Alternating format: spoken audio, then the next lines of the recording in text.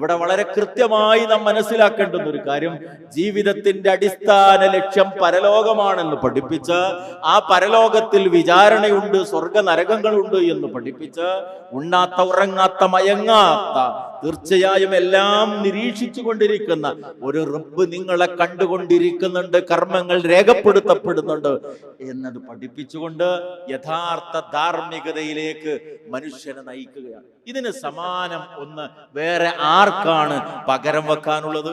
എന്നിട്ട് വളരെ കൃത്യമായി ജീവിതത്തിന്റെ ബാക്കി തലങ്ങളിലേക്കുള്ള മാർഗദർശനം ഈ മതം മനുഷ്യന്റെ മുമ്പിൽ പഠിപ്പിക്കും. ഞാൻ നേരത്തെ പറഞ്ഞു, ഒന്നാമതായി മനുഷ്യൻ ആരാണ് എന്ന് കൃത്യമായി പഠിപ്പിച്ചു. ഇല്ലായ്മയിൽ നിന്ന് സൃഷ്ടിക്കപ്പെട്ടവനാണ്.